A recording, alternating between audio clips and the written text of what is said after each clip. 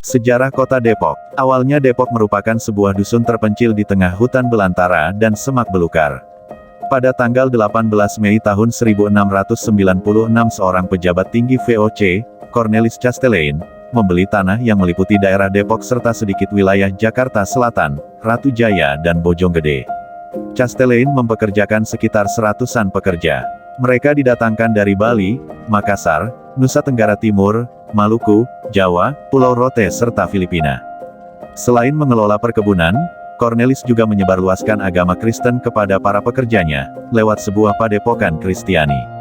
Padepokan ini bernama De Eerste Protestante Organisatie van Christenen, disingkat Depok. Dari sinilah rupanya nama kota ini berasal. Sampai saat ini, keturunan pekerja-pekerja Cornelis dibagi menjadi 12 marga.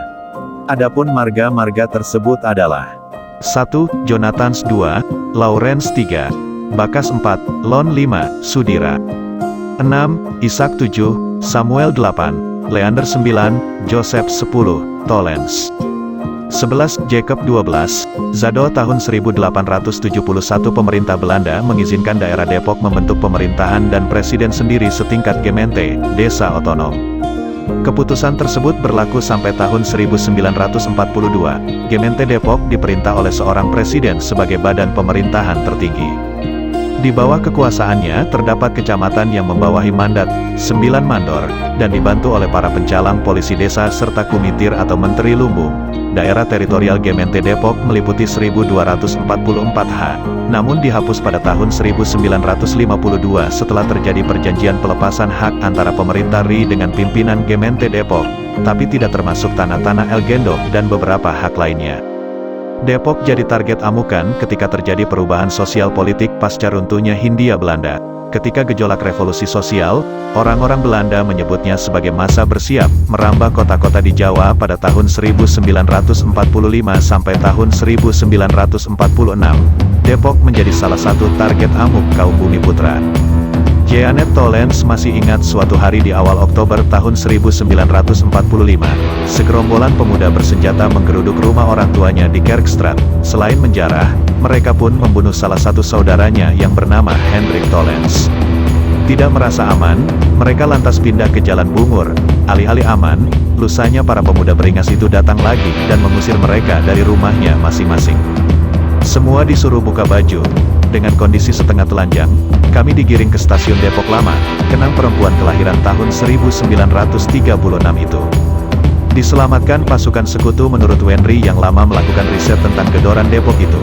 Para pemuda yang terlibat dalam aksi di masa bersiap tersebut rata-rata adalah para jago dan kriminal kambuhan yang tergabung dalam laskar-laskar bersenjata. Bahkan tidak hanya dari lingkungan sekitar selatan Jakarta saja, para jago dari Klender, Karawang dan Bekasi juga ikut meramaikan aksi gedoran di Depok pada tanggal 11 Oktober tahun 1945. Di bawah pimpinan Camat Nata, mereka datang dari arah timur Depok dengan menggunakan kereta api, truk dan gerobak sapi. Gerombolan tersebut dengan bebas merampok dan mengobrak-abrik rumah-rumah dan mengusir penghuninya, terutama penduduk Kristen Eropa, ungkap Wenry. Setelah puas melakukan penjarahan dan pembunuhan, para pemuda itu memisahkan kaum laki-laki dewasa dengan kaum perempuan dan anak-anak. Kaum laki-laki itu kemudian dinaikkan ke truk dan dikirim ke penjara Paledang di Bogor, sedangkan kaum perempuan dan para bocah disekap di Gemeente Bestur, biasa disebut sebagai Gedung Padi. Tak ada yang bisa mereka lakukan kecuali menangis. "Diam, atau mau dibakar hidup-hidup," teriak seorang pemuda. Untunglah, neraka itu tidak lama singgah di hidup mereka. Setelah 4 hari disekap, pada suatu sore sekira jam 3 sore, pasukan NICA dan sekutu datang membebaskan mereka. Setelah dirawat dan diberi makan, mereka dibawa dengan truk ke kota Paris Bogor, lalu ke Kedung Halang. Di tempat terakhir, mereka bertahan agak lama dengan jaminan pasukan sekutu dan pemerintah Belanda. Barulah 3 tahun kemudian mereka bisa pulang kembali ke Depok. Depok sekarang, masyarakat asli kota Depok adalah masyarakat yang memiliki sifat welcome dan sangat baik.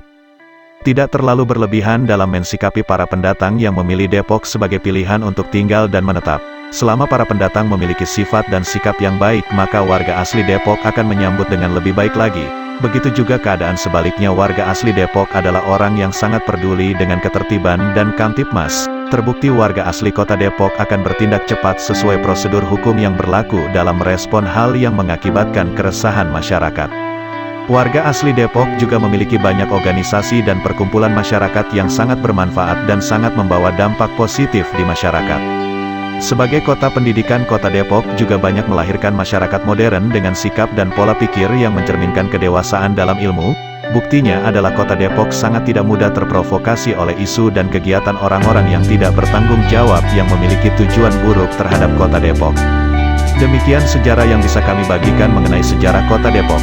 Silakan tulis di kolom komentar jika ada yang mau menambahkan atau melengkapi sejarah Kota Depok. Terima kasih sudah menonton dan jangan lupa like, subscribe dan share.